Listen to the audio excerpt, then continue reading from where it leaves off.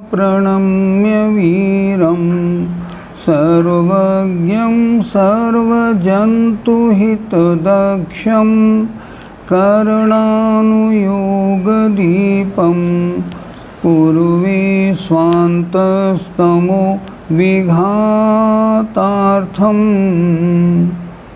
पंच परमेष्ठी भगवान की जय। संत शिरोमणि आचार्य विद्यासागर जी महाराज की जय। कल जितने प्रश्न हुए थे थोड़ा उनका रिवीजन देख लें। प्रश्न 243 से 243 मिथ्यात्व गुणस्थान से पांचवें गुणस्थान तक पृथक पृथक जीवों की संख्या कितनी है? उत्तर देखिए। मिथ्यादृष्टि जीव अनंतानंत। प्रश्न, इसमें अनंतानंत कौन से जीव है मिथ्यादृष्टियों में? उत्तर, निगोदिया। क्योंकि जीवों की संख्या में केवल निगोदिया अनंतानंत हैं, बाकी और कोई अनंतानंत है ही नहीं, और वो सारे के सारे मिथ्यादृष्टि हैं ही। पांचवा देश संयत गुणस्थान में 13 करोड़ मनुष्य हैं और पल्ल के असंख्यात में भाग प्रमाण 53 हैं, जो अधिकांशतः स्वयंभू रमण समुद्र में हैं। दूसरे सासाधन गुणस्थान में मनुष्य कितने? 52 करोड़ और श्रावकों से असंख्यात गुणे बाकी 3 गतियों के जीव। क्योंकि सासाधन गुणस्थान वाले जीव तो सभी जगह मिलते हैं। मिश्र गुणस्थान में मनुष्य कितने? 104 करोड़ और सासाधन गुणस्थान वाले जीवों के प्रमाण से संख्यात गुणे शेष 3 गतियों के जीव। इस तरह अविरत सम्यक्त में 700 करोड़ तो मनुष्य और मिश्र जीवों से असंख्यात गुणे 3 गतियों के जीव हैं। मनुष्यों की संख्या कितनी आई? मनुष्यों की संख्या अगर कोई पूछे मिथ्यादृष्टि कितने मनुष्य, अनंतानंत नहीं बोलेंगे, क्योंकि मनुष्यों की संख्या ही संख्यात है। तो पहले गुणस्थान में मनुष्य कितने? संख्यात। दूसरे गुणस्थान में कितने? 52 करोड़। तीसरे में 104 करोड़। चौथे में 700 करोड़। पांचवें में 14 करोड़। 13 करोड़। इस तरह मनुष्यों की संख्या हुई। अब आते हैं प्रश्न 244। प्रमत्त विरत गुणस्थान से अयोग केवली गुणस्थान तक अलग अलग संख्या बताइए। बड़ा अच्छा याद करना था। मैंने बताया था प्रमत्त संयत में कुछ कम 6 करोड़, अप्रमत्त संयत में कुछ कम 3 करोड़। याद ऐसे रखना। अच्छा, उपसम श्रेणी में 8, 9, 10, 11। अगर अधिक से अधिक हों तो 2 मुख्य मान्यताएं हैं, या तो 299 या 304 प्रति गुणस्थान। 8वें में 299, 9 में 299, ऐसे। छपक श्रेणी में इनसे दूने 598 या 608। गुणस्थान 8, 9, 10 और 12 छपक श्रेणी के 4 गुणस्थानों में। केवलियों में कितने बताए? कुछ कम 9 लाख। 8,98,502। याद रखने का तरीका, कुछ कम 9 लाख। और अयोग केवली 14वें गुणस्थान में एक अपरंपरा 598 और दूसरी मानती है 608। कुल अगर हम जोड़ें तो छठे गुणस्थान से 14 गुणस्थान तक के जीवों की संख्या 3 कम 9 करोड़ बनती है। लेकिन ये संख्या सभी गुणस्थानों की उत्कृष्ट संख्या का जोड़ है। इतने मुनिराज कभी एक साथ ना हुए हैं, ना होंगे। क्यों? ध्यान से सुने। छपक श्रेणी में जितने जीव 608 या 598 8वें गुणस्थान में हैं, वे ही 9वीं में जाएंगे, वे ही 10वीं में जाएंगे, वे ही 12वीं में जाएंगे। फिर संख्या कैसे बनेगी? या तो हमने सबको जोड़ लिया और जोड़ने के बाद ये संख्या आई है पूरी की पूरी। इस तरह इनमें अंतर पड़ता है। जो जीव उपसम श्रेणी के हैं वो जितने हैं 8वीं में, वही 9वीं में, वही 10वीं में, वही 11वीं में। जब वो 11वीं में जाएंगे ना, 8, 9, 10 गुणस्थान खाली हो जाएंगे। फिर संख्या का जोड़ कैसे बनेगा? नहीं बनेगा। इस तरह 3 कम 9 करोड़ मुनिराज ना तो आज तक कभी हुए हैं ना कभी होंगे। लेकिन 6ठे से 14वें गुणस्थान तक के मुनियों की उत्कृष्ट संख्या का जोड़ 3 कम 9 करोड़ है। आइए प्रश्न 245। उपसम श्रेणी और छपक श्रेणी में निरंतर 8 समय में अगर अधिक से अधिक जीव जाएं तो कितने जा सकते हैं? इसमें इन्होंने बताया हर समय का अलग अलग। उपसम श्रेणी में पहले समय में 16, दूसरे में 24, फिर 30, 36, 42, 48, 54 और 54। छपक श्रेणी में इनसे दुगने जोड़ लगाए तो जोड़ उतना लगता है जो हमने उपसम श्रेणी छपक श्रेणी का बनाया था। ये उत्कृष्ट इनमें जाने की संख्या है। अब ये बात पूरी हो गई। अब सम्यक्त मार्गणा प्रारंभ होती है। सम्यक्त मार्गणा के इन्होंने 6 भेद किए। औपशमिक सम्यक दर्शन, छायिक सम्यक दर्शन, छायोपशमिक सम्यक दर्शन और मिश्र सासाधन और मिथ्यात्व। औपशमिक सम्यक दर्शन किसे कहते हैं? सम्यक्त की विरोधी जो 7 प्रकृतियां हैं उनके उपशम करने से उनको दबा दिया, उससे जो सम्यक्त हुआ वो औपशमिक। ध्यान रखें, उपशम से होने वाला औपशमिक। अच्छा, उन विरोधी 7 प्रकृतियों का क्षय कर दिया तो क्षायिक। प्रश्न नंबर 250। और अगर अनंतानुबंधी क्रोधमान माया लोभ मिथ्यात और सम्यक मिथ्यात, इनका तो अनुदय कर दिया। अनुदय माने इनका निज रूप से उदय में नहीं आना। अनंतानुबंधी का अन्य कषाय रूप उदय हो गया।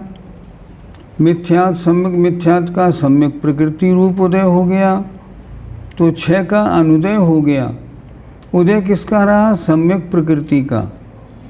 तब जो सम्यक दर्शन होगा वह सदोष सम्यक दर्शन होगा और उसका नाम छायोपशमिक सम्यक दर्शन है।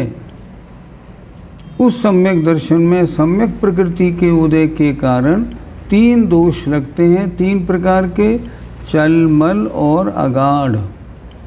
कल ये चर्चा हुई थी। चल का मतलब भगवान शांतिनाथ शांति करते हैं, चल दोष। मल सम्यक्त के 25 दोषों में से एक दोष का किसी का लग जाना। अगाढ़ माने श्रद्धांत तो होना पर मजबूत नहीं होना। आचार्यों ने उदाहरण दिया, एक कोई बूढ़ा है 100 वर्ष से 80 वर्ष का, उसके हाथ में एक लाठी पकड़ा दो तो लाठी उसने पकड़ी तो है पर जरा सी ठोकर लगने में लकड़ी छूट जाती है। उसी तरह अगाढ़ वाले जो होते हैं ना, इनका जो श्रद्धान है वो गाढ़ा नहीं है, जरा सी में डामाडोल हो जाता है। तो ये 3 तरह के दोष छायोपशमिक सम्यक दर्शन में सम्यक प्रकृति के उदय से लगते हैं। कल हमने एक बात बताई थी, फिर ध्यान से दोबारा बता रहा हूँ। भगवान मुनसुब्रतनाथ शनि ग्रह का निवारण करते हैं, ये मिथ्यात्व है। ध्यान से सुनिएगा, क्योंकि आजकल जैनियों में सब में चला आया ये। करें भी क्या हम लोग? मुनि महाराज हमें यही सिखाते, शनि ग्रह है, भगवान मुनसुब्रतनाथ की पूजा करना। आचार्य श्री ने एक दिन कहा था अपने प्रवचन में, क्या मुनिसुब्रनाथ भगवान ज़्यादा शक्तिशाली हैं? नहीं, सारे तीर्थंकर बिल्कुल समान, बिल्कुल समान। तो मुनिसुब्रनाथ को शनि ग्रह से क्यों जोड़ दिया? अज्ञानतावश। इसलिए जिनकी ऐसी धारणा हो वो छोड़ दें। काल सर्प योग कुछ नहीं होता। ग्रहों की शांति के लिए जैन शासन में कोई विधान नहीं। जैन शासन तो कहता है ग्रहों से हमारा कुछ बिगाड़ अच्छा भला होता नहीं, ये हमारा कुछ भी अच्छा बुरा करने में समर्थ नहीं है। ये श्रद्धान पक्का बना लीजिएगा। अब आगे बढ़ते हैं प्रश्न नंबर 251। चलिए, नई पढ़ाई। मिश्र सम्यक तो किसे कहते हैं? मिश्र माने मिला जुला। अगर आपको होशियार बनना है ना तो शब्द से परिभाषा बनाइए। मिश्र या सम्यक मिथ्यात्व, क्या मतलब? कुछ सम्यक कुछ मिथ्यात्व। तो सम्यक मिथ्यात्व मिश्र गुणस्थान हो गया। परिभाषा, सम्यक मिथ्यात्व प्रकृति के उदय से जहाँ ऐसे परिणाम हों जिन्हें न सम्यक रूप कह सकें न मिथ्यात्व रूप, अर्थात जिस जीव के तत्व के विषय में श्रद्धान और अश्रद्धान रूप परिणाम हो उसे मिश्र सम्यक तो कहते हैं। यह मात्र तृतीय गुणस्थान में होता है। उदाहरण से समझें। हम किसी अन्य मंदिर में गए, मान लो किसी शिरडी के साईं बाबा के यहाँ गए। हमने देखा, ओहो यहाँ तो आज 5000 आदमी आए हैं वंदना को, और सब लोग कह रहे हैं महाराज के दर्शन से बड़ी विचित्रता, बड़ा अच्छा होता है। तो मन कैसा बन गया? वो महावीर भगवान या जो वीतराग प्रभु हैं वो तो अच्छे हैं ही, ये भी अच्छे लगते हैं। अगर ऐसा बन गया श्रद्धान तो मिश्र गुणस्थान हो गया। आपका श्रद्धान गलत हो गया। ऐसा श्रद्धान कितनी देर तक रहता है? अंतर्मुहूर्त तक। अंतर्मुहूर्त में क्या हुआ? या तो आप लौट आएंगे, नहीं मेरी गलती हो गई भाई, भगवान महावीर तो सच्चे देव हैं, नहीं वे ही सच्चे हैं और दूसरा नहीं। आपका गुणस्थान 3 से फिर चौथा हो गया। और अगर आपकी धारणा ये बन गई नहीं दोनों सच्चे देव हैं, तो विनय मिथ्यात्व हो गया, गुणस्थान पहला हो गया। इसलिए मिश्र सम्यक्त्व में ना सम्यक्त्व रूप ना मिथ्यात्व रूप, दोनों का मिला जुला जो परिणाम है वो तीसरा गुणस्थान या मिश्र सम्यक्त्व कहलाता है। मिला जुला। आगे आए प्रश्न 252। सासादन सम्यक्त्व किसे कहते हैं? सब पहले हम संधि विच्छेद करके समझ लें। स आसादन सम्यक्त्व, सम्यक्त्व की आसादन माने विराधना से सहित हो। पहले आपने दूसरे गुणस्थान की परिभाषा में ये परिभाषा पढ़ रखी है, इसको पढ़ते हैं एक बार। प्रथमोपसम सम्यक्त्व के काल में कम से कम एक समय और अधिक से अधिक 6 आवली प्रमाण काल शेष रहने पर अनंतानुबंधी क्रोधमान माया लोभ में से किसी एक प्रकृति का उदय आ जाने पर जिसने सम्यक्त्व की विराधना कर दी है किंतु मिथ्यात्व को प्राप्त नहीं हुआ है, उन आसादन माने विराधना रूप परिणामों को सासादन सम्यक्त्व कहते हैं। यह अवस्था मात्र द्वितीय गुणस्थान में रहती है। यह जीव नियम से मिथ्यात्व अवस्था को प्राप्त होता है। उपशम सम्यक दर्शन कैसे हुआ था? 7 प्रकृतियों को दबाने से हुआ था। अब मान लो उनका काल अंतर्मुहूर्त मान लो 12 मिनट है। अब 12 मिनट में से कम एक समय या 6 आवली शेष रह गई, बाकी सारा टाइम तो निकल गया उपशम सम्यक्त्व में। अब क्या हुआ, जब इतना समय शेष रह गया, उसमें फिर अनंतानुबंधी क्रोध मान माया लोभ में से किसी एक का उदय आ गया। उदय आने से सम्यक दर्शन छूट गया और वो जीव सम्यक से गिर के साधन में आ गया। उदाहरण, आम पेड़ से टूटा, जब तक जमीन पे नहीं आया, बीच में साधन गुणस्थान का उदाहरण बनता है। सम्यक्त से गिर गया, जब तक मिथ्यात्व में नहीं आया तब तक दूसरा गुणस्थान है। काल कितना? कम से कम एक समय, अधिक से अधिक 6 आबली। 6 आबली 1 सेकंड से कम होती है। ये गुणस्थान इतने समय से ज़्यादा नहीं रहता और इस गुणस्थान वाला जीव गिरता है नियम से पहले में। एक विशेष बात, छायोपशमिक सम्यक्त वाले जीव साधन में नहीं आते।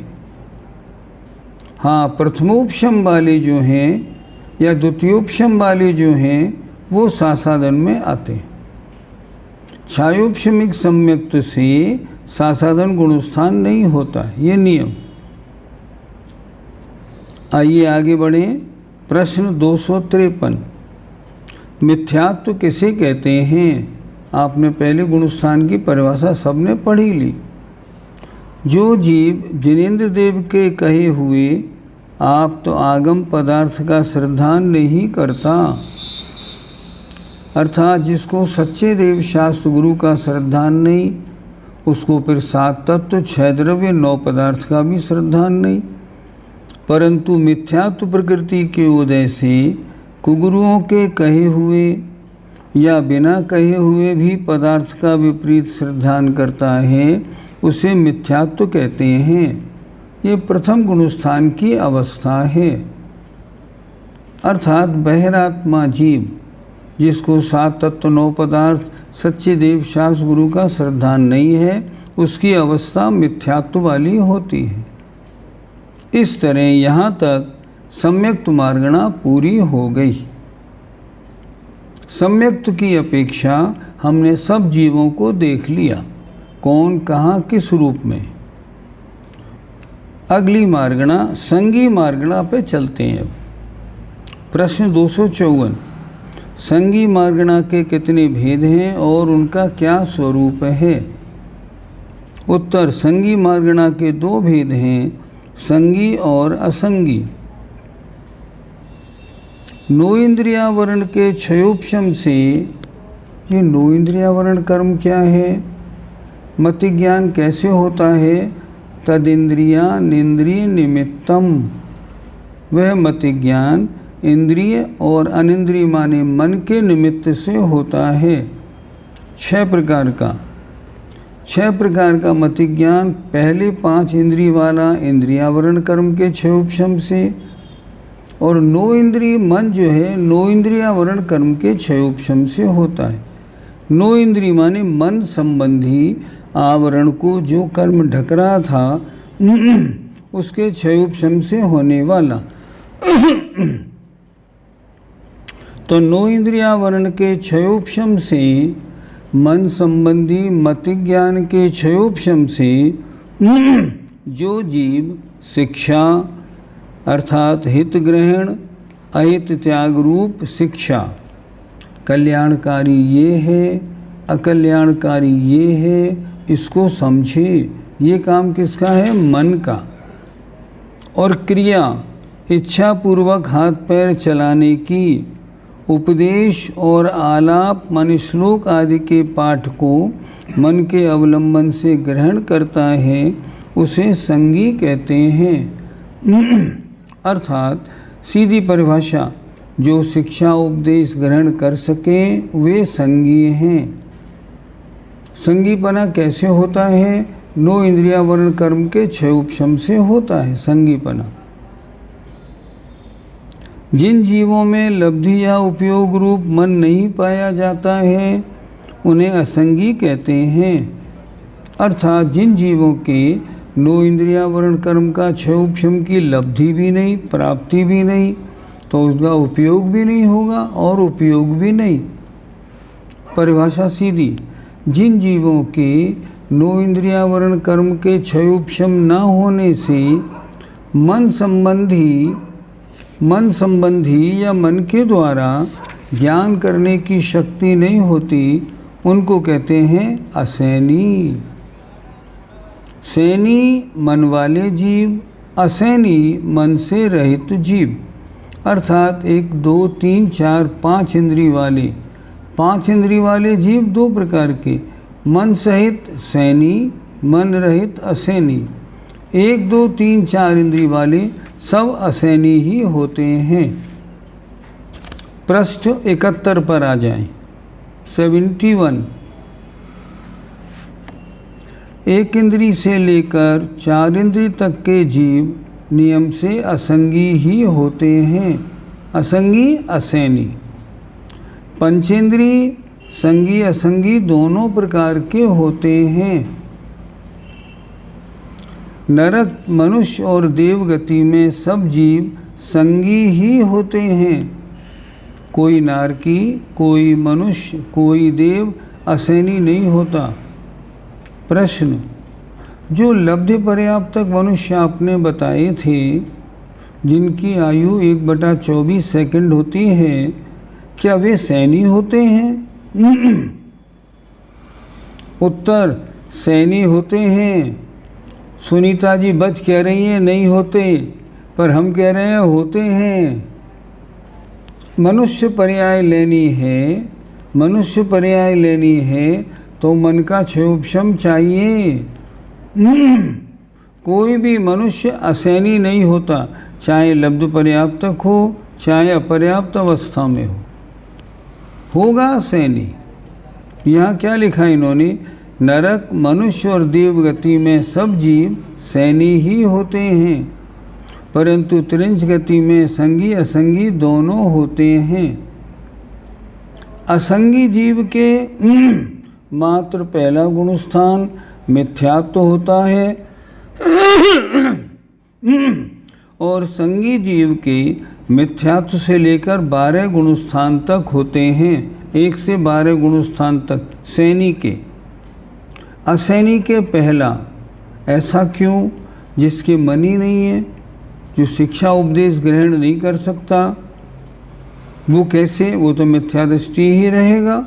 इसलिए असैनी मिथ्यादृष्टि, उनका गुणस्थान मात्र पहला। लिखा, असंगी जीव के मात्र मिथ्यात्व गुणस्थान होता है और संगी जीव के मिथ्यात्व से लेकर 12 गुणस्थान तक होते हैं। क्यों 13वां और 14वां क्यों नहीं होता? उत्तर देखें। 13वें आदि गुणस्थान वर्ती जीव न संगी हैं न असंगी हैं, किंतु उभय माने दोनों के व्यपदेश माने कथन से रहित हैं। केवली भगवान हैं, इनको संगी मानने में क्या बुराई है? इनके 9 इंद्रियावरण कर्म का क्षयोपशम नहीं, इनके तो ज्ञानावरणी कर्म नष्ट हो गया। तो क्या ये मन से चिंतन नहीं करते? नहीं, अब ये तो सीधे आत्मा से जानते हैं। इसलिए 13वें और 14वें गुणस्थान में न सैनीपना है न असैनीपना है, इन दोनों से रहित पना है। इसलिए यहाँ इन्होंने लिखा उभय व्यपदेश, व्यपदेश माने कथन, सैनी और असैनी इन दोनों के कथन से रहित हैं। गुणस्थान 13वां और गुणस्थान 14वां। एक प्रश्न हमारा, त्रियंच असैनी कौन से होते हैं? आचार्यों ने लिखा, कोई कोई तोता जैसे गोह, इनमें असैनी होते हैं, बाकी पंचेंद्रिय त्रियंच सारे के सारे सैनी होते हैं। संगी मार्गणा पूरी हो गई, इसमें सारा वर्णन पूरा हो गया। अब आगे बढ़े। आहारक मार्गणा के कितने भेद होते हैं? आहारक मार्गणा के 2 भेद हैं, आहारक और अनाहारक। आहारक किसे कहते हैं? औदारिक आदि 3 शरीर, औदारिक, वैक्रियक और आहारक 3 शरीर और 6 पर्याप्तियों के योग्य पुद्गल वर्गणा को आहार कहते हैं। अर्थात औदारिक, वैक्रियक, आहारक 3 शरीर के योग्य और 6 पर्याप्ति आहार, शरीर, इंद्रिय, श्वासोच्छ्वास, भाषा और मन, इनके योग्य जो पुद्गल वर्गणाओं का ग्रहण करना है उसका नाम आहार है। उसे जो ग्रहण करता है वह आहारक कहलाता है और जो ग्रहण नहीं करता वह अनाहारक कहलाता है। सीधी परिभाषा। अनाहारक किसे कहते हैं? जो उपर्युक्त आहार को अर्थात 3 शरीर, 6 पर्याप्तियों के योग्य पुद्गल वर्गणा को ग्रहण नहीं करता उन्हें अनाहारक कहते हैं। अगला प्रश्न, आहारक अनाहारक अवस्था किन किन गुणस्थानों में होती है? उत्तर देखें। विग्रह गति को प्राप्त होने वाले चारों गति संबंधी जीवों के, क्या मतलब? जो जीव एक गति को छोड़ के दूसरी गति में जा रहा है, अभी विग्रह गति में है, विग्रह गति में 1, 2, 3 समय उसको लगेंगे, उन समयों में वह कैसा है? अनाहारक है। क्यों? शरीर और पर्याप्तियों के योग्य वर्गणाओं को ग्रहण नहीं कर रहा, इस कारण। फिर देखिए, विग्रह गति को प्राप्त होने वाले चारों गति संबंधी जीव प्रतर और लोकपूर्ण समुद्घात करने वाले सयोग केवली। आपको केवली समुद्घात में पढ़ाया था। समुद्घात के 4 भाग हैं, दंड, कपाट, प्रतर और लोकपूर्ण। ध्यान दे जरा। दंड में औदारिक का योग, कपाट में औदारिक मिश्र का योग, प्रतर में कार्मण का योग और लोकपूर्ण में कार्मण का योग। जहाँ भी कार्मण काय होगा वहाँ जीव अनाहारक होगा। तो एक प्रतर, एक लोकपूर्ण और लौटते समय फिर प्रतर, इन 3 समयों में जीव अनाहारक रहता है, क्योंकि 3 समय में कार्मण का योग होता है। आगे देखें, अयोग केवली। 14वें गुणस्थानवर्ती जीवों के क्या होता है? कुछ ग्रहण नहीं होता, वो विग्रह गति है, इसलिए वे तो अनाहारक हैं ही। और समस्त सिद्ध जीव अनाहारक होते हैं। सिद्ध भगवान कुछ भी आहार नहीं करते। कौन कौन हो गए? विग्रह गति को प्राप्त होने वाले चारों गति संबंधी जीव। गुणस्थान कौन सा लेंगे? 1, 2 और 4। अच्छी तरह से समझिए, क्योंकि मरने के बाद 3 ही गुणस्थान रह जाएंगे, 1, 2 और 4 बस। तो पहले, दूसरे और चौथे गुणस्थान को प्राप्त होने वाले चारों गति संबंधी जीव अनाहारक होते हैं। प्रतर और लोकपूर्ण समुद्घात करने वाले सयोग केवली और अयोग केवली और समस्त सिद्ध जीव अनाहारक होते हैं। प्रश्न, तत्वार सूत्रकार ने तो ऐसा नहीं लिखा। उन्होंने तो ये लिखा, एकम द्वौ त्रीन वानाहारकः।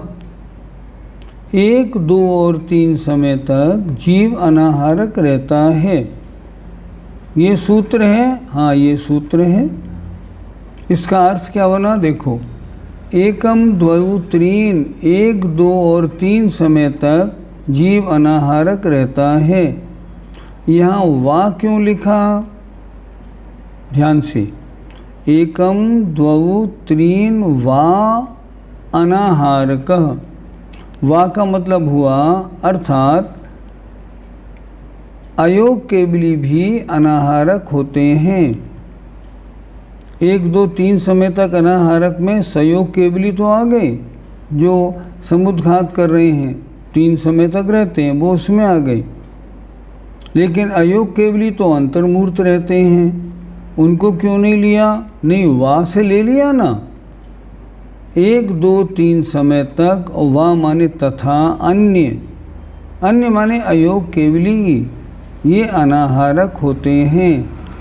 अर्थात ये 3 शरीर और 6 पर्याप्तियों के योग्य कोई वर्गणा ग्रहण नहीं करते, इसलिए अनाहारक। अर्थात पहले, दूसरे व चौथे गुणस्थान में विग्रह गति की अपेक्षा, समुद्घात की अपेक्षा 13वें और 14वें गुणस्थान में अनाहारक अवस्था होती है,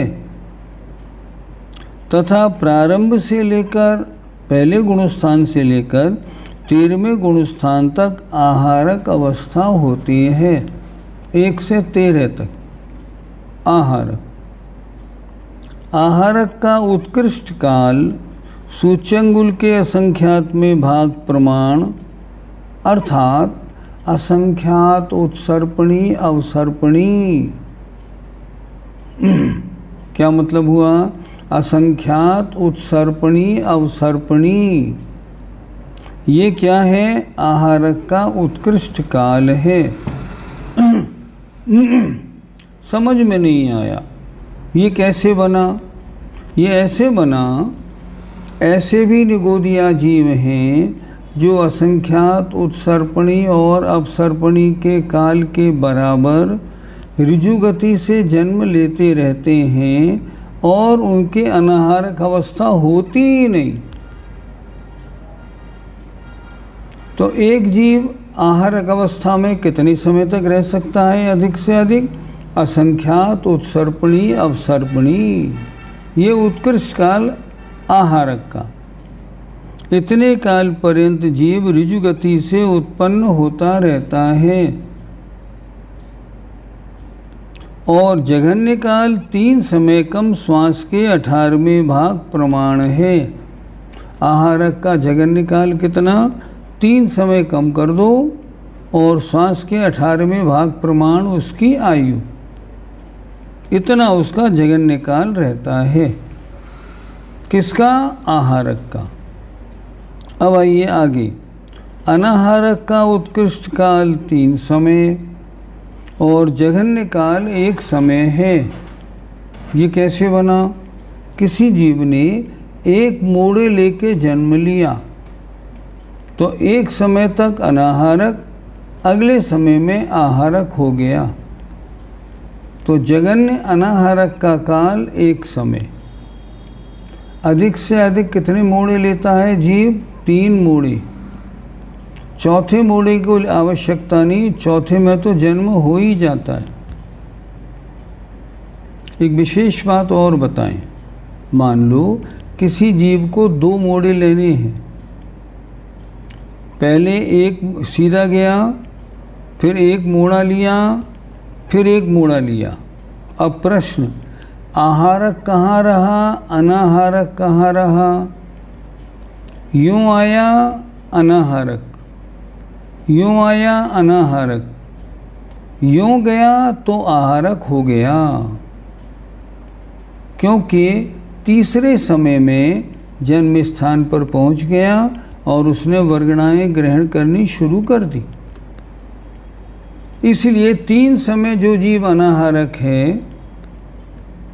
3 मोड़े वाला जो जीव है 3 समय तक अनाहारक है। कौन से? पहले, दूसरे और तीसरे समय में।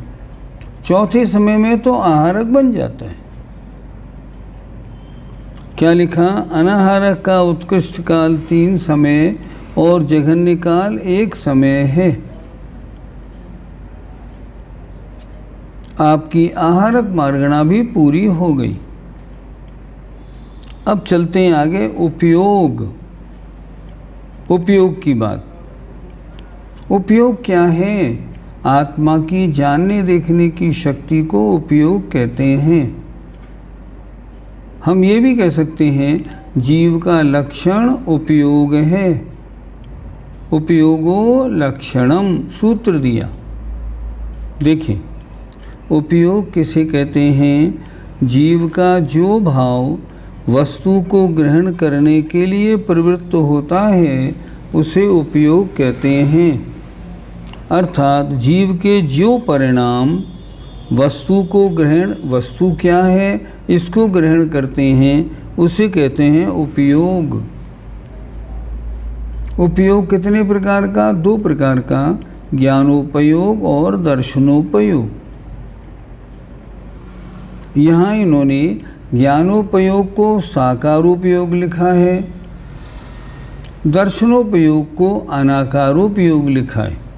बात उतनी है, कोई फर्क नहीं। ज्ञान साकार होता है, दर्शन अनाकार होता है, इसलिए ऐसा लिखा। प्रश्न नंबर 260, उपयोग के कितने भेद हैं और उनका क्या स्वरूप है? उपयोग के 2 भेद हैं, साकार उपयोग माने ज्ञानोपयोग, अनाकार उपयोग माने दर्शनोपयोग। साकार उपयोग के 8 भेद हैं, ज्ञानोपयोग के 8 भेद। द्रव्य संग्रह में आपने पढ़ा होगा, राणम 8 वियप्पम, ज्ञानोपयोग 8 भेद वाला है। 5 प्रकार का सम्यक ज्ञान, मत शुद्ध अवधि मन पर्यय और केवल ज्ञान। 3 प्रकार का अज्ञान, कुमति, कुश्रुत और कुअवधि। ये 8 प्रकार का ज्ञानोपयोग या साकार उपयोग हुआ। अनाकार उपयोग माने दर्शनोपयोग कितने प्रकार का? 4 भेद वाला है। चक्षुर्दर्शन, अचक्षुर्दर्शन, अवधि दर्शन और केवल दर्शन। मतशुद्ध अवधि और मन पर्यय, इनके द्वारा अपने अपने विषय का अंतर्मुहूर्त काल पर्यंत जो विशेष ज्ञान होता है उसे साकार उपयोग कहते हैं। साकार उपयोग 5 प्रकार का, मत शुद्ध अवधि और मन पर्यय। 4 छद्मस्थ का, केवल ज्ञान केवली का। इन्होंने क्या लिखा? अपने अपने विषय का अंतर्मुहूर्त काल पर्यंत जो विशेष ज्ञान होता है उसे साकार उपयोग कहते हैं। यहाँ अंतर्मुहूर्त काल क्यों लिखा? हम तो मान लो प्रवचन सुन रहे हों तो 1 घंटे 1.5 घंटे तक सुनते रहते हैं। अब क्लास चल रही है, 1 घंटे तक मन बिल्कुल नहीं भटकता, बिल्कुल स्थिर रहता है। तो साकार उपयोग तो 1 घंटे को मानना चाहिए। नहीं, ऐसा नहीं। साकार उपयोग में या ज्ञानोपयोग में बीच में दर्शनोपयोग, ज्ञानोपयोग, दर्शनोपयोग, ज्ञानोपयोग, ये प्रवृत्ति चलती रहती है। इसलिए ज्ञानोपयोग का काल कितना? अंतर्मुहूर्त काल। एक वस्तु के ग्रहण रूप चेतना का यह परिणमन छद्मस्थ जीव के अधिक से अधिक अंतर्मुहूर्त काल तक ही रह सकता है। कौन सा परिणमन? साकार उपयोग या ज्ञानोपयोग। इंद्रिय, मन तथा और अवधि के द्वारा अंतर्मुहूर्त काल तक पदार्थों का जो सामान्य रूप से ग्रहण होता है उसको निराकार उपयोग कहते हैं। अर्थात जो साकार रूप से ग्रहण हुआ वो ज्ञानोपयोग, निराकार रूप से ग्रहण हुआ वो दर्शनोपयोग। हमने बताया था निराकार रूप से मतलब कुछ है, लंबा है, मोटा है, काला है, पीला है, नहीं, ये नहीं, ये सब ज्ञानोपयोग। दर्शनोपयोग ये कहता है कुछ है, बस इतना। क्या हुआ फिर एक बात देखें, एक वस्तु के ग्रहण रूप चेतना का यह परिणमन मतलब साकार उपयोग छद्मस्थ जीव के अधिक से अधिक अंतर्मुहूर्त काल तक ही रह सकता है, इससे ज़्यादा नहीं। छद्मस्थ के, केवली के तो अनंत काल, कोई सवाल ही नहीं है। इंद्रिय, मन और अवधि के द्वारा अंतर्मुहूर्त काल तक पदार्थों का जो सामान्य रूप से ग्रहण होता है, ये क्या 3 बातें क्यों लिखी? इंद्रिय और मन का जो प्रसंग आया, इंद्रिय का प्रसंग आया अचक्षु दर्शन, नेत्र का आया चक्षु दर्शन, मन का आया अचक्षु दर्शन। अवधि का मतलब अवधि दर्शन। इनके द्वारा अंतर्मुहूर्त काल तक पदार्थों का जो सामान्य रूप से ग्रहण होता है, उसको निराकार अर्थात दर्शनोपयोग कहते हैं। यह निराकार उपयोग छद्मस्त जीव के अधिक से अधिक अंतर्मुहूर्त तक होता है। उपयोग कोई सा भी हो, साकार हो या निराकार, अधिक से अधिक अंतर्मुहूर्त। इसके बाद बदलाव होगा ही। चर्चा किसकी है? छद्मस्तों की, अर्थात 12वें गुणस्थान तक के जीवों की। इनका उपयोग 2 में चलता है, कभी दर्शनोपयोग, कभी ज्ञानोपयोग, कभी दर्शनोपयोग, कभी ज्ञानोपयोग। इसलिए यहाँ इन्होंने लिखा, यह निराकार उपयोग माने दर्शनोपयोग छद्मस्त जीव के अधिक से अधिक अंतर्मुहूर्त तक होता है। आइए थोड़ा रिवीजन कर लें।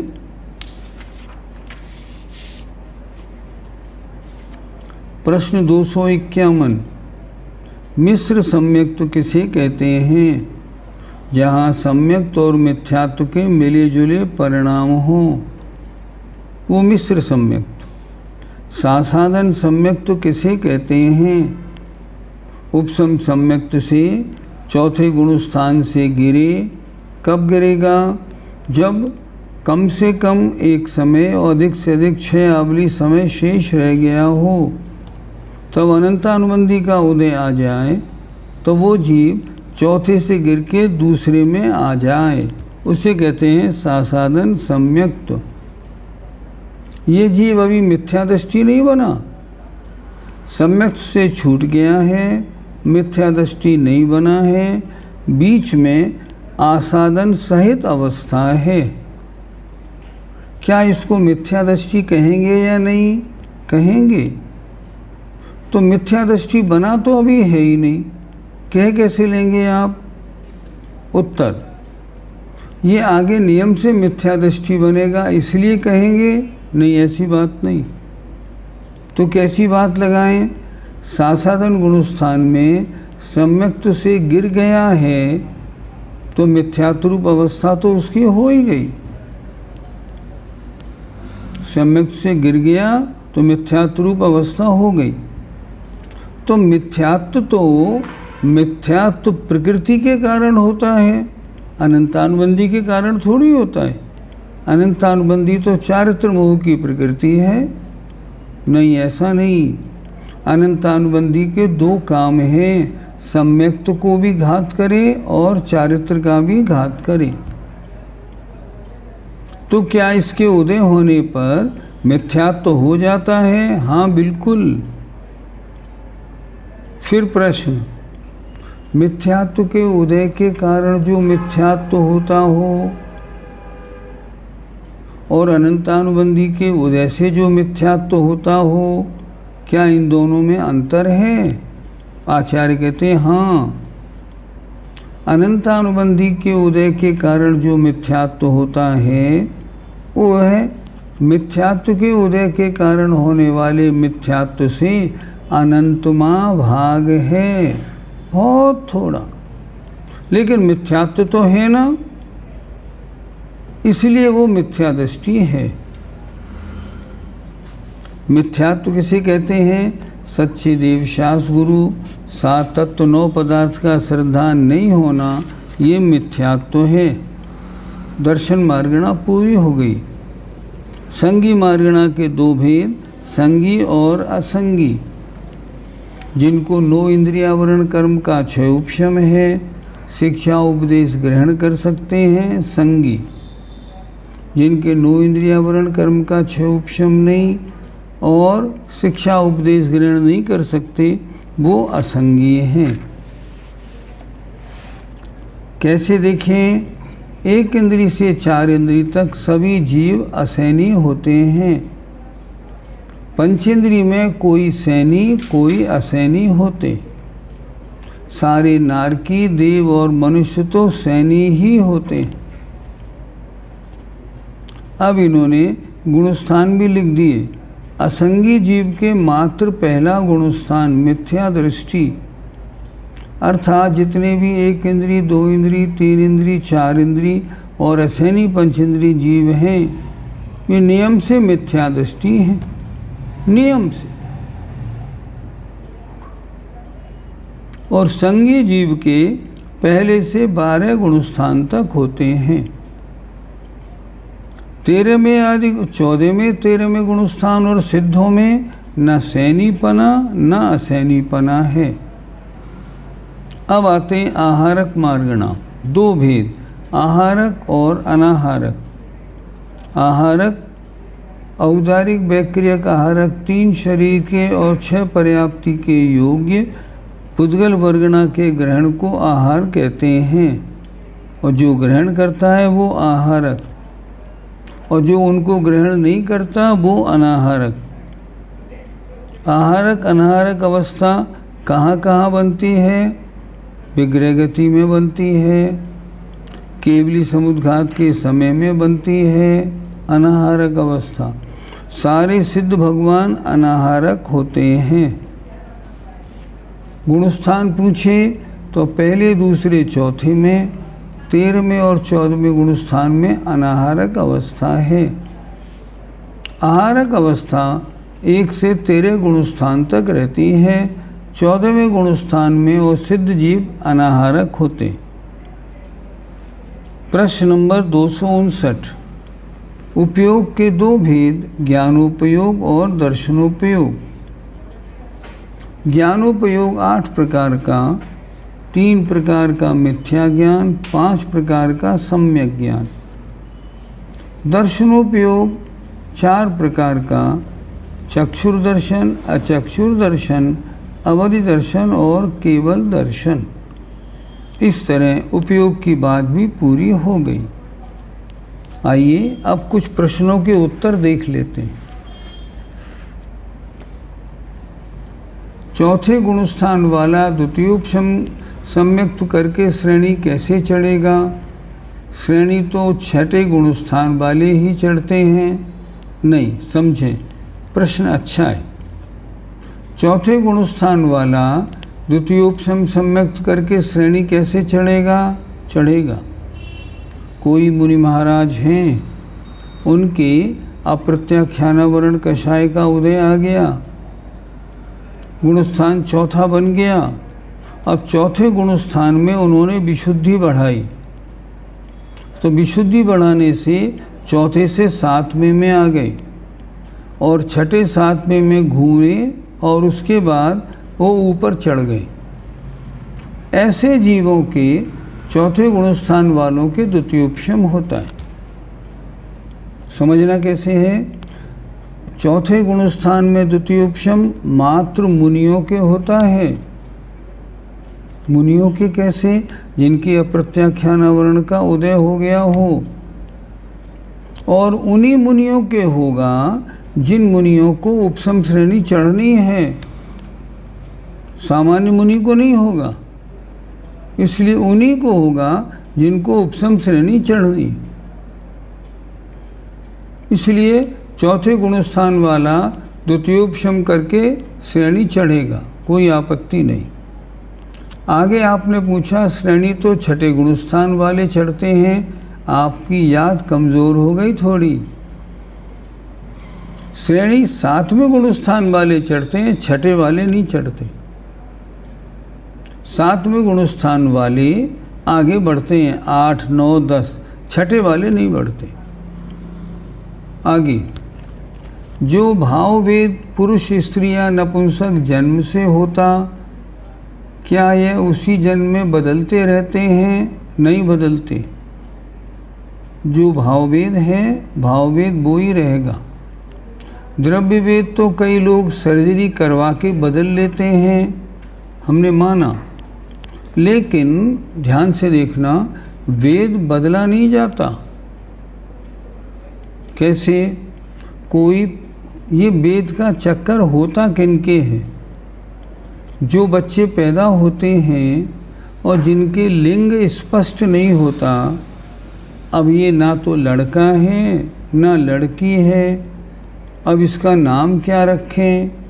हमने नाम लड़के का रख लिया, हमने कहा रमेश कुमार, ठीक। अब जब वो 10, 12, 14 वर्ष का हुआ तब लिंग स्पष्ट होने लगा, नहीं नहीं ये तो स्त्री है। अब उसका नाम बदल के हमने मान लो कर दिया, मान लो दीप कुमारी, मान लो। अखबारों में हल्ला होगा एक लड़का लड़की बन गया, पर ऐसा नहीं हुआ। जिसका लिंग अस्पष्ट था उसका नाम लड़के का रख लिया था। वो लड़का जब लिंग स्पष्ट हुआ तो लड़की बना। पहले तो हम असमंजस में थे इसका नाम क्या रखें। एक बार हम केकड़ी गए तो ब्रह्मचारी भैया जी, वो शुल्लक जी हैं, मुनि सुधा सागर जी महाराज के साथ में धैर्य सागर जी, उन्होंने हमसे कहा देखो देखो ये एक बच्चा आया है, इसका लिंग स्पष्ट नहीं है, अब इसको लड़का माने या लड़की। मैंने कहा महाराज ये मेरा विषय नहीं। तब हमने पहली बार उस बच्चे को देखा, ऐसा एक बच्चा जिसका लिंग स्पष्ट नहीं था। इनमें ऐसे ही होता है, लिंग स्पष्ट नहीं हुआ, आपने लड़की का नाम रख दिया। जब वो लड़का हुआ तो आपने कहा लड़की लड़का बन गई, बनती नहीं। कभी ऐसे प्रसंग आप सुने तो धर्म की आस्था मजबूत करने के लिए उनके पास जाएं और उनका इंटरव्यू लें बाकायदा। हमने तो इंटरव्यू लिया, हमने उनसे पूछा मामला क्या था, तो उन्होंने स्पष्ट बताया जब पैदा हुए थे तो लिंग स्पष्ट नहीं था। अब दूसरी बात, अगर कोई अपने लिंग को ऑपरेशन से बदल दे तब क्या होगा? जैसे पहले एक टेनिस प्लेयर थी नवरातिलोवा, नाम सुना होगा आपने। नवरातिलोवा का क्या हुआ, वो पुरुष थी तो उसने सोचा, पुरुष में तो उसको गोल्ड मेडल मिल नहीं रहा था, उसने सोचा एक मुझे तो पूरे विश्व में नाम कमाना है, तो ऐसा करूं स्त्रियों के अंग लगवा लूं, फिर जब टेनिस खेलूंगी तो स्त्रियों में टॉप आ जाऊंगी, मैं गोल्ड मेडल ले लूंगी। उनने ऐसे ही किया, नतीजा क्या हुआ, नवरातिलोवा टॉप में आ गई। थी पुरुष, अंग लगवा लिए थे स्त्री के। लेकिन फिर सुने, स्त्री के अंग लगवाने के बाद भी क्या उसके पुत्र उत्पत्ति हो पाएगी? नहीं, कभी नहीं। ऊपर के लगाने से क्या होता है, अंदर की शारीरिक रचना आप नहीं बदल सकते। क्या उसके स्तनों में दूध आएगा? नहीं, कभी नहीं। ना स्तन होंगे ना दूध आएगा, लगवा भी लोगे तो भी नहीं आएगा। इस तरह ये जो होता है, ये द्रव्य भेद सर्जरी करवा के बदल लो, लेकिन बदले नहीं जाते, ये तो अस्पष्ट थे। द्रव्य भेद और भाव भेद जीवन में कभी बदलते नहीं, एक ही रहते हैं। अगला प्रश्न, 12 जन्म के पहले मोड़े में जो पर्याय ज्ञान है, उस समय मति ज्ञान और श्रुति ज्ञान एक ही समय में कैसे घटित होता? उदाहरण से समझ में आएगा। देखो 12 नहीं, 6012 में, 6012 जन्म के पहले मोड़े में जो पर्याय ज्ञान हुआ, पर्याय ज्ञान क्या है? मति श्रुति ज्ञान का सबसे कम जहाँ हिस्सा होता है उसे कहते हैं पर्याय ज्ञान। ये किनके होता है? सूक्ष्म निगूढ़ लब्ध पर्याप्त तक के होता है। कौन से वाले के? जिसको 6012 भव लेने हों, 6011 भव ले चुका हो, 6012 में भव में भी ऋजु गति से जाए, विग्रह गति से नहीं, ऋजु गति से जाए, तो ऋजु गति से जाने में पहले समय में जो मति ज्ञान श्रुति ज्ञान होगा वह पर्याय ज्ञान माना जाएगा। आपने पूछा है एक समय में कैसे घटित होना, तो एक समय में है। देखिए आपके इस समय मति ज्ञान श्रुति ज्ञान दोनों हैं, पर उपयोग करेंगे तो एक ज्ञान का होगा। उसी तरह उन निगोदिया के ज्ञान दोनों हैं, कुमति और कुश्रुत, पर उपयोग एक का होगा, उपयोग दोनों का नहीं हो पाएगा। आगे देखें, पवन जी जयपुर, प्रश्न नंबर 242 में बंध की परिभाषा में कहा गया है कि अनेक पदार्थों में एकत्व बुद्धि के उत्पादक संबंध विशेष को भी बंध कहा गया, कृपया इसे समझा दीजिए। बंध कई प्रकार का, जैसे एग्जाम्पल, ये बंध की जो परिभाषा चल रही है, ये चल रही है मोक्ष मार्ग में, तो यहाँ बंध लेंगे आत्मा का और कर्म का। इसको कैसे लगाएंगे? अनेक पदार्थों में, माने दो पदार्थों में एकत्व बुद्धि, एक पना हो गया, आत्मा और पुद्गल की कार्बन वर्गणा कर्म बन के यूँ जुड़ गई, इसे कहते हैं संश्लेष संबंध। ऐसे संबंध को बंध कहा है। अच्छा, अब दूसरे में ले लें। मान लो हमने ठंडाई बनाई और ठंडाई में हमने दूध, शक्कर, बादाम, काली मिर्च सबको घोंट के बना दिया। अब उसमें चारों चीज़ मिक्स हो गई कि नहीं? हो गई। एक में एक हो गई कि नहीं? हो गई।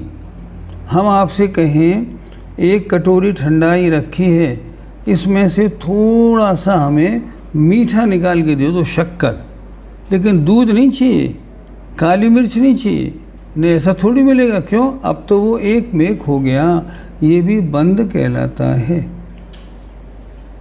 आगे, आवली और समय में कितना अंतर होता है? असंख्यात समय की एक आवली होती। समय बहुत छोटा, आवली उससे असंख्यात गुनी बड़ी। तत्व और पदार्थ में क्या अंतर लेना चाहिए?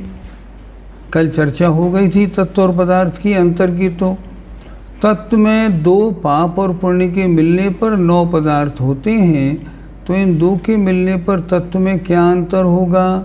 नहीं। कहना क्या चाह रहे हैं आचार्य? तत्व माने कल हमने बताया था भाव, भाव 7 होते हैं, 9 नहीं होते। और हमने पदार्थ बताया था द्रव्य, द्रव्य 9 होते हैं। कल चर्चा आई थी ना पाप और पुण्य वाले प्रसंग में, तब स्पष्ट हुआ था। तत्व कितने? 7 और पदार्थ कितने? 9। दोनों अलग अलग। पदार्थ में वस्तु का कथन है, तत्व में उसके भाव का कथन है।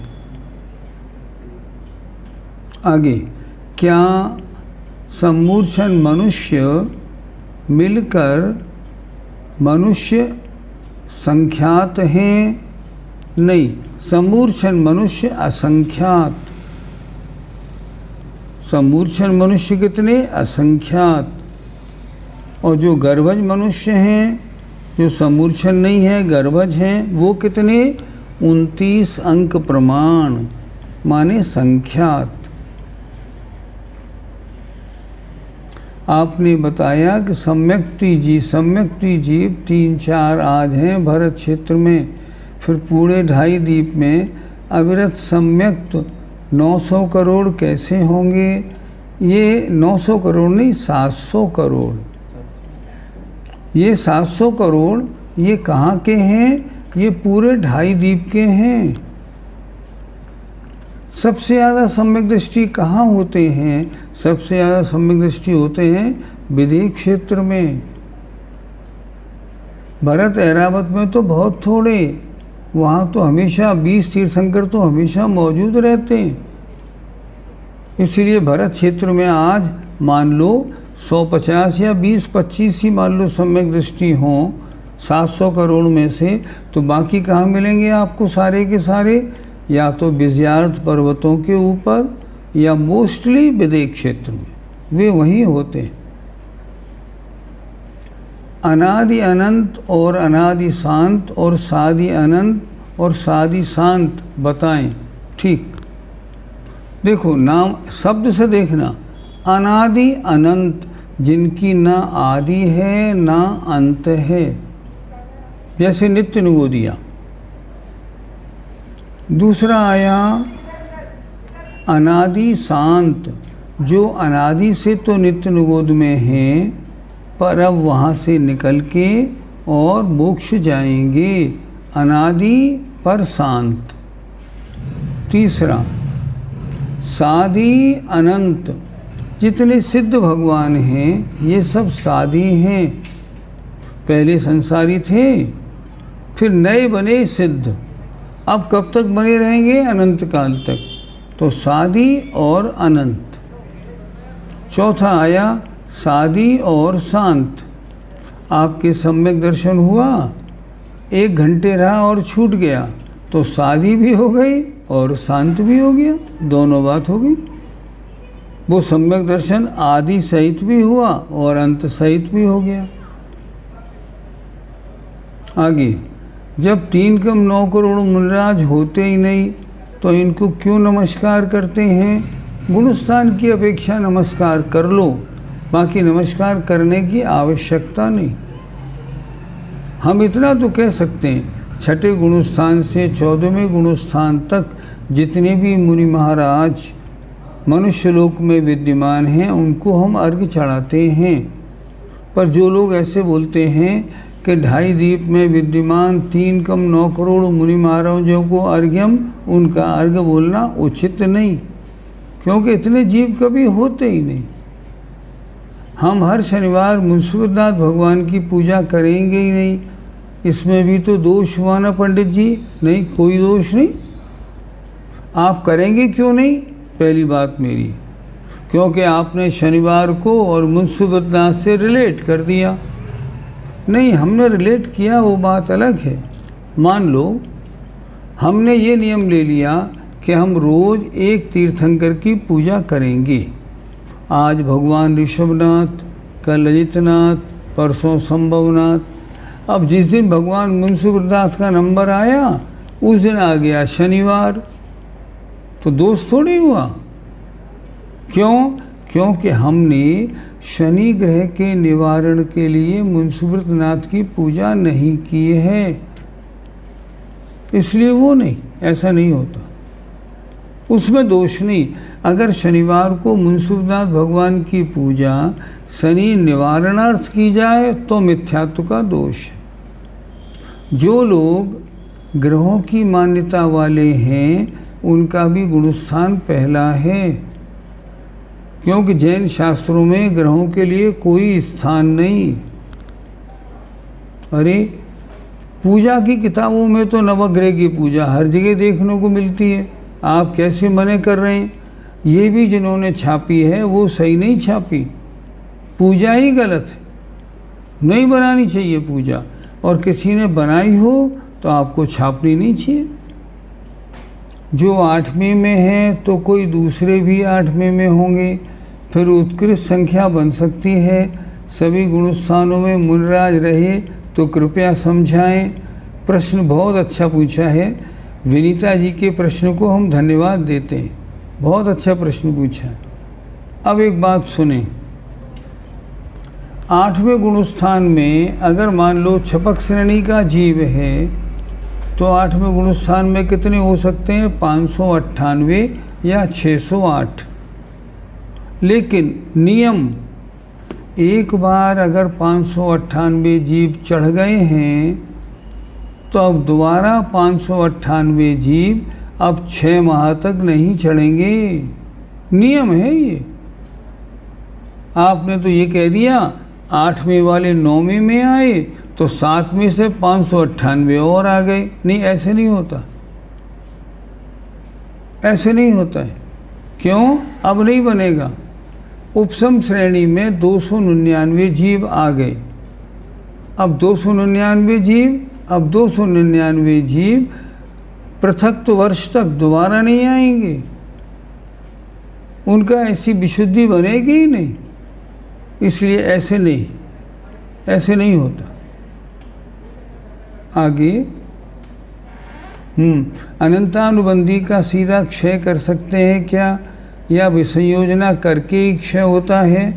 अनंतानुबंधी का क्षय नहीं होता, विसंयोजना पूर्वक ही क्षय होता है। अनेक पदार्थों में ये हो गया बंद वाला। हम जो दिन के हिसाब से तीर्थंकर को मानते हैं, जैसे रविवार का दिन भगवान पार्श्वनाथ, तो क्या यह भी मिथ्यात्व है? नहीं, इसमें आपत्ति नहीं, पर वजह क्या है ये उसमें आपत्ति। क्या हम शांति धारा के बाद जगत शांति के लिए जो मंत्र बोलते हैं यह भी मिथ्यात्व है? नहीं, बिल्कुल नहीं, इसमें क्या बात है। भावना रोज भाव कि संपूर्ण संसार में शांति हो। देखो एक छोटी सी बात आजकल की बताते हैं। हम शांति पाठ में क्या बोलते हैं? होवे सारी प्रजा को सुख बलयुत हो धर्मधारी नरेशा, होवे वर्षा समय पे तिल भर न रहे व्याधियों का अंदेशा। अब आजकल तो कोरोना बांधी छाई हुई है, तो इस लाइन को 4 बार बोलिए, इस लाइन को 4 बार बोलिए।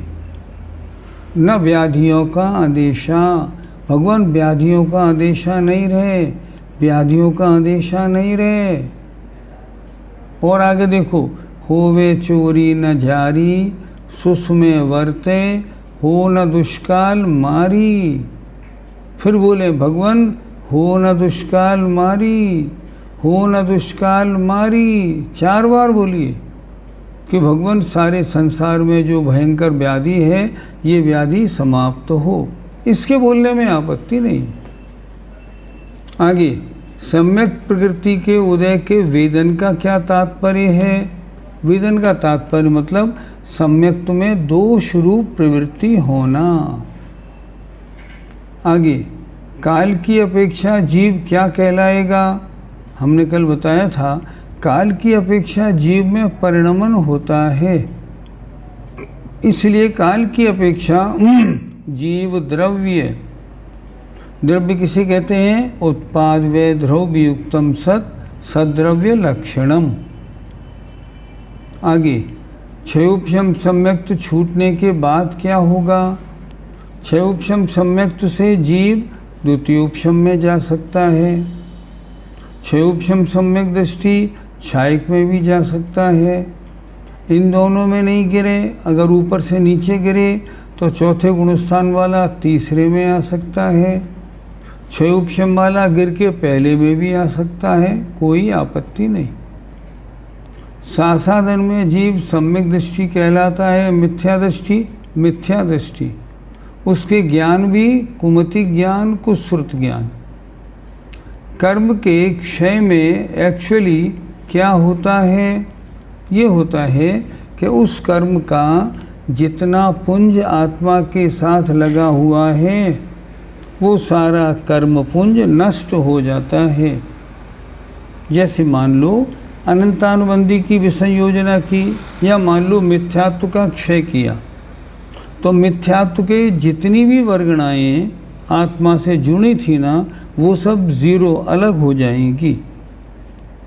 इसे कहते हैं क्षय। और आगे अब मिथ्यात्व का कभी बंध भी नहीं होगा। अगर क्षयोपशम सम्यक छूट जाए और कुछ समय में दोबारा हो जाए तब तो ठीक, लेकिन अगर वो तुरंत या कुछ समय में दोबारा सम्यक नहीं हुआ तो कितने समय में वो मिथ्यात्व में बदल जाएगा, अर्थात अब दोबारा उसे प्रथमोपशम पूर्वक ही सम्यक तो होगा। अगर कोई छायोपशमिक सम्यक दृष्टि जीव है और मान लो वो मिथ्यात्व में आ गया, अब उसके उपशम सम्यक्त की योग्यता होने में पल्य का असंख्यात्मा भाग काल लगता है। पल्य के असंख्यात्म भाग काल तक वो मिथ्या दृष्टि छायोपशमिक सम्यक दृष्टि तो बन सकता है, लेकिन उपशम सम्यक दृष्टि नहीं बन सकता। और अगर पल्य का असंख्यात्मा भाग काल जाने दिया, अब वो छायोपशमिक नहीं बन सकता, अब वो मिथ्या दृष्टि औपशमिक ही बनेगा। ऐसा नियम। नो इंद्रियावरण कर्म क्या है? मन संबंधी ज्ञान का क्षयोपशम, जो न होने दे वो नो इंद्रियावरण कर्म। जिन जीवों के पास मन नहीं होता वह भी तो हाथ पैर चलाते हैं। हाथ पैर चलाना मन से नहीं होता।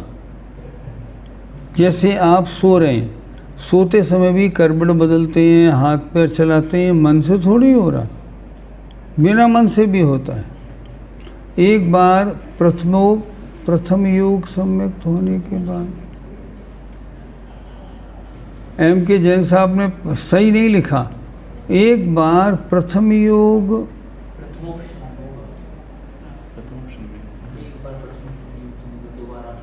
एक बार प्रथमोपशम सम्यक्त होने के बाद दोबारा असंख्यात साल के बाद होता है। ऐसा क्यों? किस प्रकृति के कारण? अर्थात तब तक, ध्यान से सुने, तब तक किसका उदय रहेगा? मतलब जब प्रथमोपशम तो जब होगा ना, जब मिथ्यात और सम्यक प्रकृति ये तीनों उपशम योग्य हो जाएंगी। एक बार मान लो किसी जीव ने उपशम सम्यक्त किया और उपशम सम्यक्त के बाद वो मिथ्यात्व में आ गया। अब क्या होगा? सम्यक प्रकृति सम्यक मिथ्यात्व रूप होने लगेगी, सम्यक मिथ्यात्व में होने लगेगी। अभी आत्मा में तीनों प्रकृतियां हैं, तो जब तक सम्यक मिथ्यात्व की और सम्यक प्रकृति की स्थिति त्रस्त जीवों में पृथक वर्ष न रह जाए, तब तक उपशम सम्यक की योग्यता नहीं बनेगी। तब तक किसकी योग्यता रहेगी? क्षयोपशमिक की योग्यता रहेगी। उस काल को हम क्या कहेंगे? वेदक प्रायोग्य काल। ऐसे मरने के बाद गुणस्थान कैसे होते हैं? जैसे आत्मा के परिणाम वैसे गुणस्थान। अगर किसी जीव का सम्यक तो नहीं छूटता तो गुणस्थान चौथा है। आहारक का उत्कृष्ट काल एक बार और समझा दीजिए। आहारक का उत्कृष्ट काल है असंख्यात उत्सर्पणी और अवसर्पणी के काल के बराबर। अर्थात इतने समय तक वो जीव मोड़े वाली गति में नहीं जाए और अनाहारक बने ही नहीं। वो बार बार बिना मोड़े वाली गति में ही जाए। अगर ऐसे जाएगा मान लो रेगुलरली, तो उसका आहारक पना मेंटेन रहेगा। तो कितने समय तक रह सकता है? उन्होंने लिखा असंख्यात उत्सर्पणी अवसर्पणी के बराबर। इतने काल तक कोई निगोदिया जीव निरंतर ऋजुगति से ही जन्म मरण कर सकता है। ऋजुगति किसे कहते हैं? सीधी गति को ऋजुगति कहते हैं। जैसे मान लो फॉर एग्जाम्पल, यहाँ जीव मरा और यहाँ पैदा हो गया, ये ऋजुगति सीधा, इसे ऋजुगति कहते हैं। अयोग केवली तो 5 लघु अक्षर काल तक अनाहारक रहते हैं। फिर 3 समय तक कैसे? नहीं, 3 समय तक सयोग केवली। अयोग केवली का काल 5 लघु अक्षर काल अर्थात अंतर्मुहूर्त होता है। क्या किसी जीव को सोते हुए भी आयु कर्म बन सकता है? हाँ, अगर आयु कर्म का अपकर्ष काल हो और तदयोगी उसके परिणाम हो तो बन सकता है। प्रश्न 258 दोबारा समझा दीजिए। हाँ, इसको कल समझिएगा, कल बताएंगे। भाववेद तो परिणामों के साथ बदलते हैं? नहीं बदलते। भाववेद बदलने वाला नहीं होता। आपका भाववेद पुरुष है, जीवन भर पुरुष ही रहेगा। अनाहारक का काल इतना कम क्यों, जबकि सिद्धों के हमेशा होता है? अनाहारक का जो काल है ये संसारी जीवों की अपेक्षा कहा गया। सिद्धों की अपेक्षा तो अनंत काल है, वहाँ तो कोई सवाल ही नहीं। जगत शांति की भावना सिर्फ शांतिनाथ भगवान का ही नाम लेते हैं, क्या ये मिथ्यात्व तो नहीं है? अगर आप मन में ऐसा सोचते हैं, ध्यान से सुने, शांतिनाथ भगवान शांति करते हैं, तो सम्यक प्रकृति का चल नाम का दोष हुआ। ध्यान से। और अगर आपने ये सोच लिया कि शांतिनाथ भगवान ही शांति करते हैं तो मिथ्यात्व। क्यों? आपको परिभाषा ही नहीं मालूम। एक छोटा सा उदाहरण, हमारे ताऊ जी के पेट में जलोदर हुआ था। एक जैन विद्वान आए और उन्होंने ये कहा, इनका जलोदर ठीक हो जाएगा, आप भगवान पद्मप्रभ और नीमनाथ की रोज़ पूजा कराएं। हम छोटे बच्चे थे उस समय, हमारी उम्र होगी 10-11 वर्ष की, पूजा रोज़ करते थे। तो हमारे पिताजी ने हमसे कहा, देखो कल से मंदिर जाओ ना तो भगवान पद्मप्रभ नीमनाथ की पूजा रोज़ करना, ताऊ जी के स्वास्थ्य के लिए। हमने कहा ठीक। अब हमने 1 दिन, 2 दिन, 3 दिन तो की। 3 दिन करने के बाद जब चौथा दिन आया तो हमने उस दिन भगवान पार्श्वनाथ और भगवान महावीर की। इत्तेफाक से पिताजी ने हमसे पूछा, क्यों आज किसकी की? भगवान पार्श्वनाथ और भगवान महावीर की। अरे गड़बड़ कर दी। अरे पद्म प्रभु और नेमनाथ की करनी थी, तुमने उनकी क्यों कर दी? हमने उनको उत्तर दिया उस उम्र में, हमने कहा हमें चल दोष नहीं लगाना, ये तो चल दोष लग जाएगा। भगवानों में फेर फर्क करने का नाम दोष है। तुम्हें किसने सिखा दिया? हमने कहा आपने पाठशाला में भेजा, हमने वहाँ सीखा है। बोले ठीक किया, ठीक किया, ठीक हो गया। ये गड़बड़। अगर हम ये कहते हैं कि नहीं नहीं पद्मप्रभु और नेमनाथ ही पेट की बीमारी ठीक करेंगे तो मिथ्यात्व हो गया। आगे, भगवान वीतरागी होते हैं तो उनसे ऐसा कहना कि महामारी ना हो, मिथ्यात्व नहीं, नहीं नहीं, विश्व कल्याण की भावना है, ये मिथ्यात्व नहीं, इसमें कुछ नहीं। जिन जीवों के पास ये हो गया, बस चलें, समय आपका आज तो ज़्यादा हो गया। चलिए, जय जिनेंद्र, जय जिनेंद्र।